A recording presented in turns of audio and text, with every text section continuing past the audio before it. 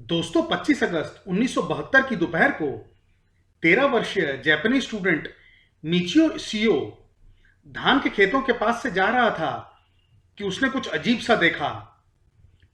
ये घटना केरा की है, जो कोची सिटी शिकोकू आइलैंड पे दक्षिण जापान में स्थित है।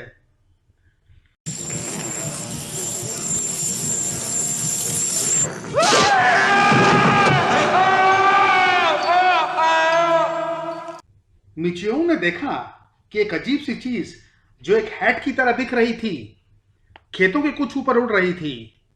ये चीज सिल्वर कलर की थी और मिचियो के हिसाब से वो जिगजैग तरीके से उड़ रही थी, जैसे कि खेत के ऊपर उड़ रहे कीड़ों को पकड़ रही हो।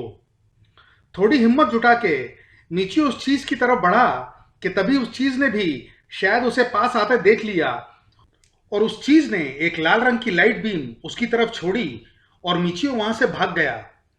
जैसा कि इस उम्र के बच्चे करते हैं, मिचियो ने अपने 4 दोस्तों को इकट्ठा किया और उन्हें यह घटना सुनाता हुआ खेतों के पास ले आया।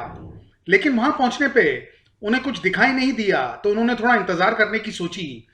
उनका इंतजार रंग लाया और वो चीज लौट आई और इस बार उसमें से रंग बिरंगी लाइट्स निकल रही थी और शाम भी ढलने लगी थी।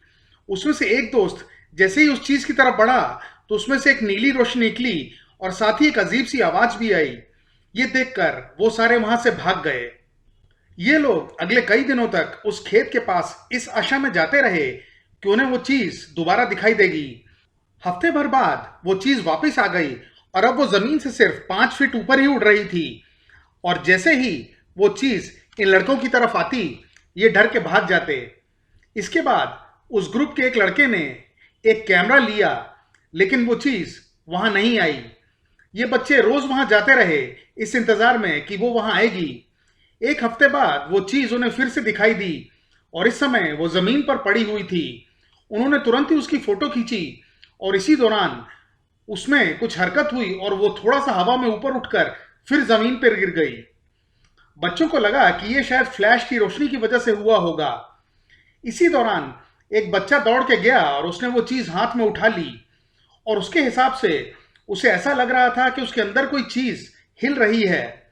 उन्होंने इस चीज को एक बैग में डाल लिया और अपने साथ घर ले आए।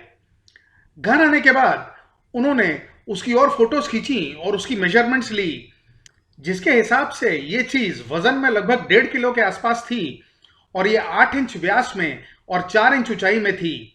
उन्होंने उस चीज पे 3 अनोखे डिजाइन्स भी देखे और उसके नीचे 31 छोटे छेद भी थे। बच्चे इस चीज को पाके हैरान थे, लेकिन उन्हें और जवाब चाहिए थे। उनमें से एक के पिता कोची सेंटर ऑफ साइंस के डायरेक्टर थे, तो ये सारे उनके पास गए। पहले तो उनके पिता को लगा कि बच्चे कुछ मजाक कर रहे हैं और उन्होंने उनकी बातों पर ज्यादा ध्यान नहीं दिया। उनके हिसाब से ये किसी एस्ट्रे की तरह लग रही थी और वो बहुत ही हल्की थी।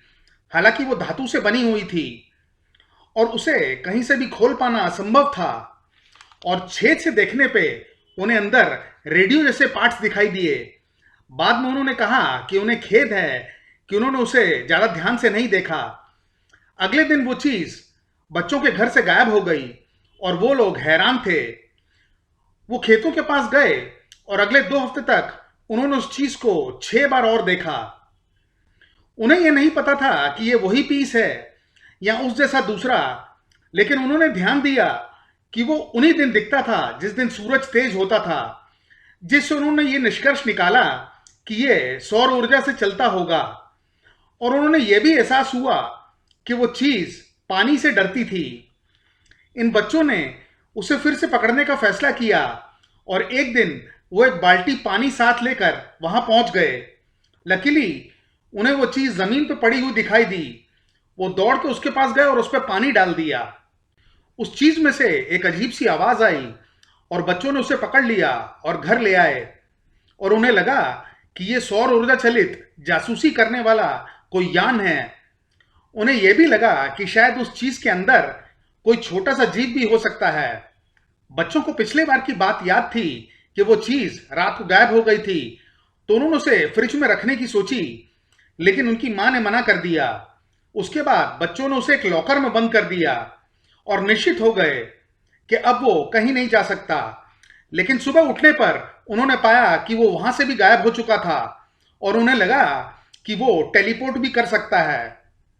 ये लुका छिपी अगले 2 महीने तक चलती रही। बच्चे उसे पकड़ लेते और वो गायब हो जाता, और उसके बाद वो उन्हें फिर पकड़ लेते और वो फिर गायब हो जाता। इस घटना की ज्यादा लोगों को जानकारी नहीं है, हालांकि बच्चों ने सबको इस बारे में बताया था।